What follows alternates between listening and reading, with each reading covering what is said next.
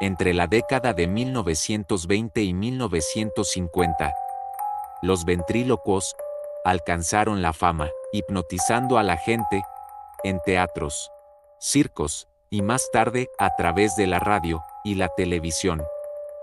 Eran creadores de mundos paralelos. Inventaban diálogos en los que sus muñecos parecían cobrar vida ante los ojos del público, transformando lo inanimado en algo lleno de misterio. Pero en medio de la ovación, un acto en particular escondía un oscuro secreto que acechaba tras las cortinas.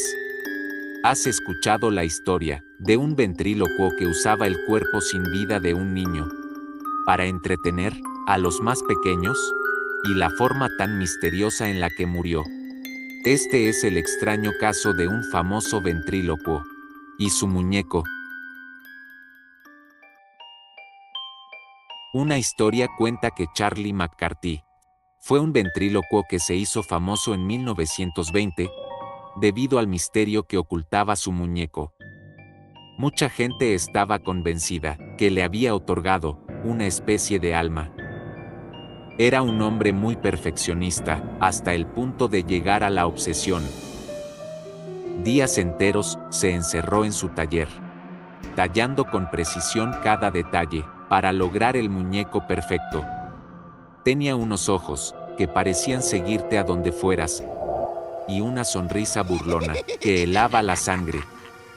Y mientras lo iba creando, Charlie le hablaba, como si ya estuviera convencido de que Edgar era más que madera y tela. Para él, el muñeco ya era una presencia viva.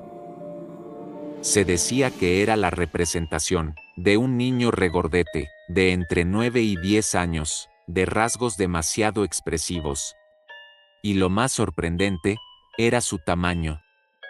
Pues a comparación con el de otros muñecos de aquella época, Edgar lo sobrepasaba. Cuando finalmente quedó terminado, Charlie lo llevaba a todos lados. No era solo un personaje del espectáculo. Edgar se convirtió en un acompañante inseparable. Le hablaba como se habla a un amigo cercano, o a veces incluso como a un hijo.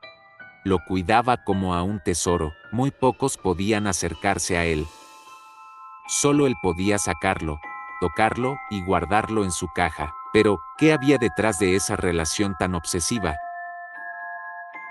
Muchos llegaron a cuestionarlo, pues su audiencia siempre pensó que el hombre utilizaba algún tipo de brujería para hacer que el muñeco hablara, ya que era imposible notar el más mínimo movimiento en sus labios. Las especulaciones y rumores asustaron a muchos padres, quienes prohibieron a sus hijos ir a presenciar dicho show.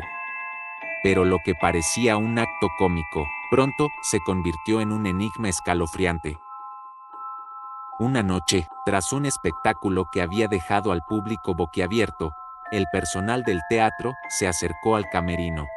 La risa aún resonaba en el aire, pero al entrar, se encontraron con una escena aterradora. Charlie McCarthy yacía muerto en el suelo, con varias heridas, el cuello roto y sin ojos.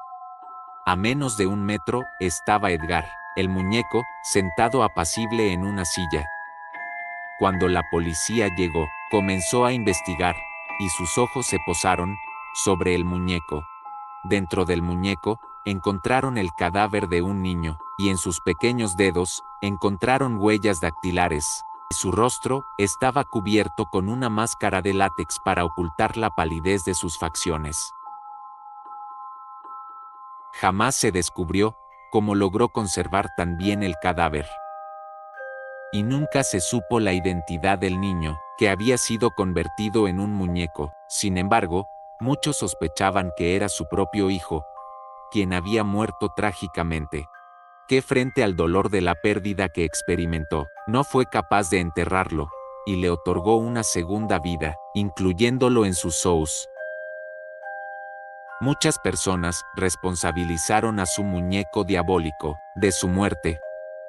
Periódicos de la época documentaron que Edgar era el asesino de McCarthy. Lo cierto es que esta historia es solo un mito que se divulgó por internet. Realmente, sí que existe un ventrílocuo llamado Edgar Berger, con un muñeco llamado Charlie McCarthy. Pero este muñeco solo está hecho de madera y alambres, como todos los demás. Así que la próxima vez que veas un muñeco en una tienda, recuerda, a veces lo que parece inofensivo puede ser el comienzo de una pesadilla.